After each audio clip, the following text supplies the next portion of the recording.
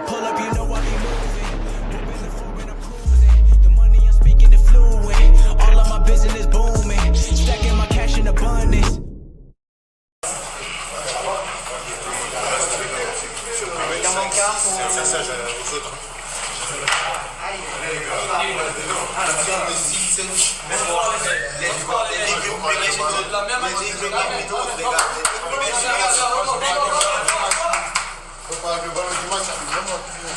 I pull up, you know I be moving.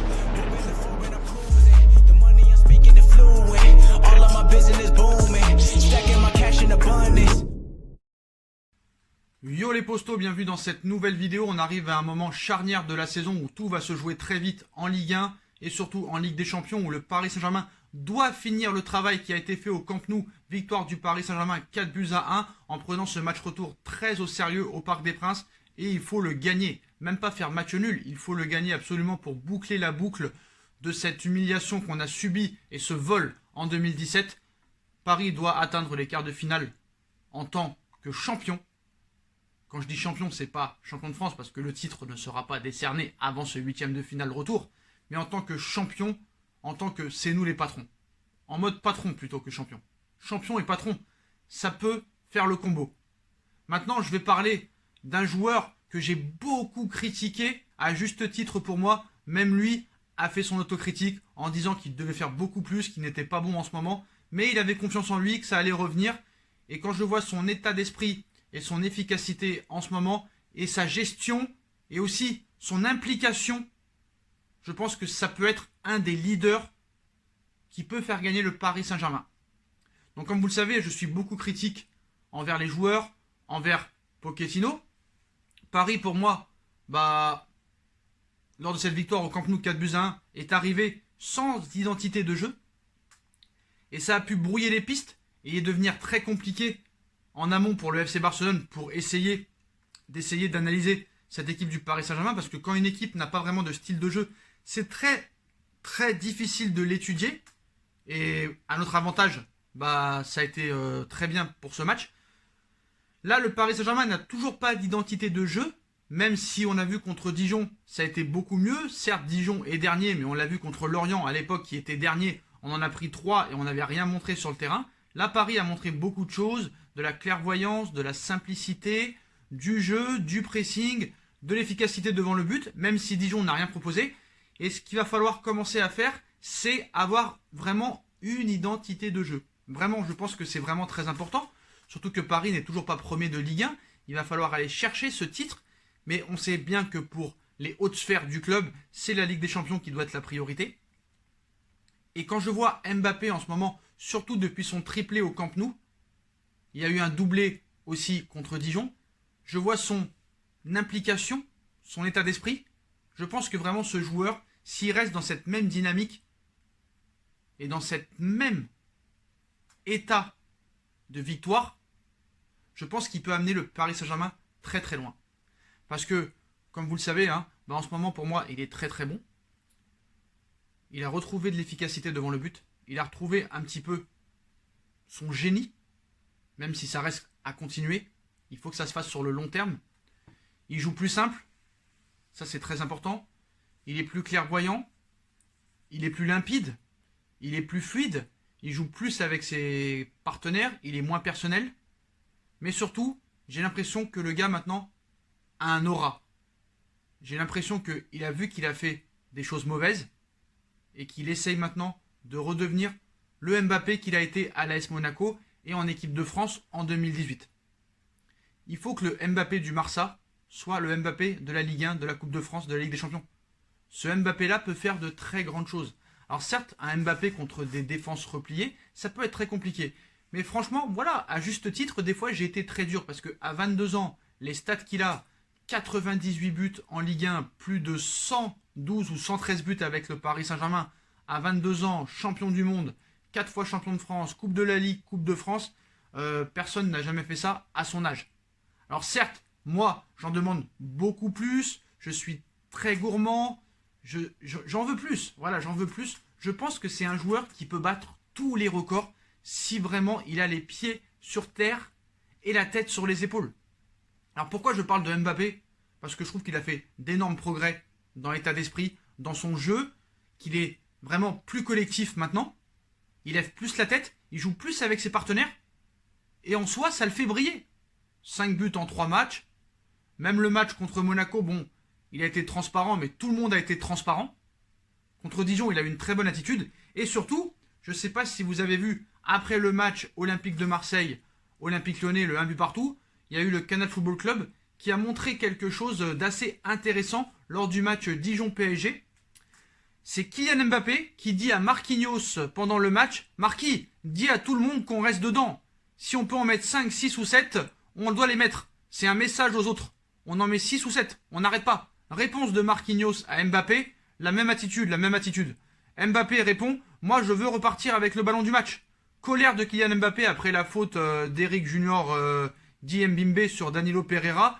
Il tacle le tibia, il lui casse quelque chose. Alors on fait quoi? On s'excuse et c'est fini? Allez, c'est bon. Voilà, Mbappé peut vraiment devenir le leader de cette équipe. Vraiment, s'il garde la tête sur les épaules, c'est ça qu'on veut, des discours de gagnants. Mbappé le montre bien en ce moment. Et pas comme Julian Draxler qui te dit quand il sort « Ouais, c'est pas important pour l'instant de marquer beaucoup de buts. Nous, ce qui nous intéresse en ce moment, c'est la victoire. » Ben non. Tu vois, tu as deux discours différents entre Julian Draxler qui se contente juste de la victoire et de Mbappé qui veut tout fracasser. Mbappé, s'il a déjà cet état d'esprit contre Dijon, qu'est-ce que ça peut être contre le Barça et peut-être contre le Bayern en quart ou contre Liverpool en demi ou contre la Juve ou le Real ou en finale? C'est ça qu'on veut. On se rappelle de Marquinhos qui a toujours été en mode soldat lors des matchs contre le Barça à l'époque. Pareil contre le match contre Dortmund, au match retour, quand il ouvre la bouche comme ça devant Haaland. Haaland, qu'est-ce qu'il fait? Il lui dit bien joué, qu'est-ce que tu veux qu'il dise de plus? Un mec comme Navas, qui est l'un des meilleurs gardiens du monde. Un mec comme Marquinhos, qui est un soldat et le capitaine du Paris Saint-Germain, qui aime le Paris Saint-Germain. Un mec comme Presnel Kimpembe, qui avait une rage de dents pendant le match, et c'est le cas de dire, il s'est vraiment serré le dent et s'est sacrifié pour l'équipe. Kimpembe, c'est un aussi des joueurs qu'il faut souligner dans cette équipe. Un vrai Parisien. Un vrai Parisien qui a su gagner sa place. Alors c'est vrai que moi je critique souvent la gestion du PSG de ne pas faire confiance aux jeunes, mais il faut aussi que les jeunes soient un minimum bons. Laurent Blanc, je me rappelle, il avait donné sa chance à Kimpembe lors d'un match contre Lorient en 2015. Kimpembe avait reçu un gros coup au crâne, il se rappelait même plus de son premier match, mais il avait été impressionnant et après il a gagné sa place. Et pour moi, il fait partie des top 10, voire top 5 des meilleurs défenseurs centrales du monde si il a un gros défenseur central à côté de lui.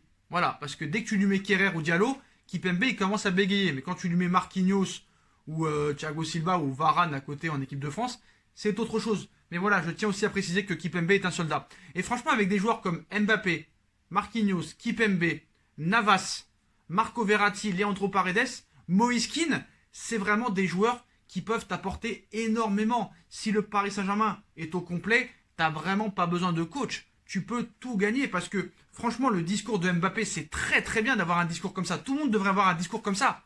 Mais qui devrait avoir en premier lieu ce discours-là? C'est Maurizio Pochettino. En conférence de presse, il n'y a pas de honte à dire on veut battre Dijon 8 ou 9-0. Ça doit être l'objectif. Qu'est-ce que tu crois qu'il faisait Flick au Bayern? C'est ça.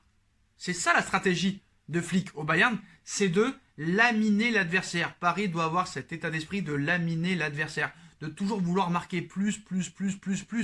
C'est ça l'objectif. Alors est-ce que Paris doit rester sans identité de jeu et brouiller les pistes, comme l'a pu faire Zidane au Real Madrid entre 2016 et 2018? Parce que faut pas se mentir, certes Zidane est peut-être un grand coach, mais il a été porté par un Modric et un Toni Kroos et un Cristiano Ronaldo, un Gareth Bale, un Benzema et un Navas à l'époque exceptionnel, ainsi qu'un Sergio Ramos et Varane qui tenaient la baraque avec aussi un Carvajal exceptionnel à gauche, un Marcelo aussi à l'époque, et il y avait une très grosse équipe au Real Madrid aussi, faut pas se mentir. Donc voilà, je pense que Mbappé peut être le leader qui manque au Paris Saint-Germain depuis le départ de Zlatan Ibrahimovic. Pour moi, Neymar peut aussi prétendre à ça. Neymar, je vois le problème. Le problème, c'est que le gars se couche à 4h du matin, il te joue aux jeux vidéo, il tweet à 4h30, une hygiène de vie déplorable. On est en train de nous dire, ouais, ça fait 5 jours qu'il est au régime, il est à la diète, c'est très bien. Non. Tu vois, Mbappé, il se blesse très rarement quand même, Kylian. Et quand tu as vu le tacle qu'il a pris par Perrin, bah n'importe quel joueur, par exemple, Perrin aurait fait ça à Neymar, Neymar c'était 6 mois. Mbappé est revenu contre l'Atalanta Bergame. Mbappé est un travailleur. Mais Mbappé doit avoir la tête sur les épaules. Et si on voit à Mbappé comme les 3 derniers matchs, ben on va tout fracasser. Et on va tout casser. Et regardez bien l'équipe du Paris Saint-Germain sur le papier.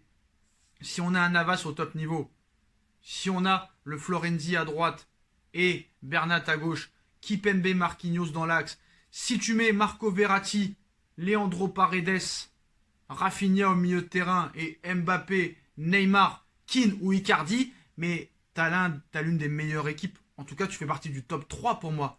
C'est pas parce que je suis supporter du Paris Saint-Germain que je dis ça. Mais sur le papier, si t'as pas les blessés, c'est exceptionnel. C'est exceptionnel. Pour moi. Il manque pas grand chose à cette équipe. Il manque juste des doublures, on va dire, fiables. Kehrer n'est pas fiable. Danilo Pereira n'est pas fiable. Gay n'est pas fiable. Herrera n'est pas fiable. Diallo est plus fiable à gauche que dans l'axe. C'est un fait réel. Mais voilà, moi, franchement, quand il y a des choses bien à dire, je le dis. Quand il y a des joueurs que j'ai critiqués qui font des choses bien après, je le dis. Mbappé, pour l'instant, sur les 3 derniers matchs, il est irréprochable. Contre Monaco, il ne pouvait pas faire grand-chose. Le système de jeu qui a été mis n'était pas du tout en sa faveur. Donc il y en a qui vont me dire en commentaire, ça y est, maintenant tu suces Mbappé parce qu'il met des triplés. Ça n'a rien à voir avec ça. Même s'il n'avait pas mis des triplés, des doublés, contre Monaco même, il a été transparent, mais dans l'état d'esprit, il a été là. Il a essayé de trouver Mauro, il a essayé de trouver les joueurs de devant. Malheureusement, Monaco a très bien joué défensivement, était très bien en place. Et voilà, ça a été dur pour lui. Mais je parle d'état d'esprit surtout, et d'implication. Les stats de Mbappé et le palmarès de Mbappé sont exceptionnels. Et tout le monde devrait s'inspirer d'un gars comme ça. Des Ronaldo et des Messi, on va plus en avoir. Et le futur, c'est Mbappé et Haaland. Sauf que Mbappé est déjà champion du monde, contrairement à Messi et à Ronaldo. Donc, est-ce que Mbappé est une escroquerie? Je ne sais pas, mais les stats sont quand même là. Mais dans son progrès, dans son avenir, je pense qu'il doit garder cet esprit-là. Et puis, s'il est dans cet esprit-là, mais il fracasse tout le monde, frère. Il fracasse tout le monde. Je sais pas s'il y a vraiment un coach qui peut le faire progresser à l'heure actuelle où on parle, parce qu'en ce moment c'est compliqué pour tout le monde, mais voilà. Moi j'avais dit à l'époque que si par exemple tu aurais pris un CR7 en 2017 au lieu d'un Neymar, bah déjà étant fan de CR7, Mbappé, bah CR7 aurait pu le faire progresser, alors que Neymar lui va jouer pour sa pomme. Et c'est pas Neymar qui va faire progresser Mbappé. Donc voilà, j'espère que ça restera comme ça, mais voilà les postos, hein. Donc essayez de la trouver sur YouTube, hein, cette petite scène qui s'est passée pendant le match contre Dijon. Donc voilà, c'est quand même assez intéressant ce qui s'est passé. Donc je vous le répète, hein, Mbappé à Marquinhos pendant le match. Marquis dit à tout le monde qu'on reste dedans. Si on peut en mettre 5, 6 ou 7, c'est un message lancé aux autres. On peut en mettre 6 ou 7. Réponse de Marquinhos, la même attitude, la même attitude. Mbappé, moi je veux repartir avec le ballon du match. Voilà. Donc chapeau, c'est état d'esprit. Certes, c'est contre Dijon, mais tu dois avoir cette phrase contre tous les adversaires. Et les postes que met Mbappé en ce moment, c'est-à-dire, on a la première des batailles contre Dijon, on doit faire 12 sur 12. Tu bats Dijon, tu mets un doublé. Après, il a dit 1 sur 1, il reste 11 matchs à gagner. Tu dois vouloir gagner les 38 matchs de Ligue 1. Tu dois vouloir gagner la Coupe de France. Tu dois vouloir gagner la Ligue des Champions. Tu dois vouloir gagner le Trophée des Champions. Tu dois vouloir gagner la Coupe du Monde des clubs, la Super Coupe d'Europe, même la Coupe Intertoto, même la Coupe de Paris, frère. C'est comme ça que doit penser un champion. Donc Kylian, tu ne regarderas pas cette vidéo, mais vraiment, si tu restes dans cet esprit-là, tu peux devenir le leader de cette équipe et la porter peut-être avec tes coéquipiers au sommet de l'Europe. Voilà les postos, dites-moi en commentaire ce que vous avez pensé du petit passage Marquinhos Mbappé. Dites-moi si Mbappé peut devenir vraiment le leader de cette équipe. On verra par la suite, hein. On va rester prudent parce que s'il nous refait encore un match pourri dans une semaine, parce que contre Bordeaux, hein, je tiens à le signaler, excusez-moi, Mbappé sera absent. Voilà, Mbappé est suspendu, je crois. Marco Verratti ne sera pas remis. Donc ça va être intéressant, hein, de voir le Paris Saint-Germain évoluer à Bordeaux sans tous ses meilleurs joueurs, hein. Donc voilà, il est probable que Mauro Icardi soit dans le groupe pour affronter les Girondins de Bordeaux. Quant à Alessandro Florenzi, une évaluation sera effectuée dans les prochaines heures. Paris sera privé de Kylian Mbappé suspendu, Neymar et Angel Di Maria et Juan Bernat en phase de reprise. Donc là, ça va être intéressant de voir ça. Sans tes 3 soi-disant meilleurs joueurs, c'est le moment de montrer ses qualités de coach, monsieur Maurizio. Hein. Si on gagne, tout le monde dit que peut-être ce sera un génie. Si on perd, on dira c'est à cause des absents. Voilà. Contre le Barça, tu as gagné sans Neymar, sans Di Maria. Donc, peux-tu gagner à Bordeaux sans Neymar, Di Maria, Mbappé et Verratti? Ça risque d'être compliqué, mais Paris peut le faire, je pense. Bordeaux n'est pas non plus une équipe exceptionnelle cette saison.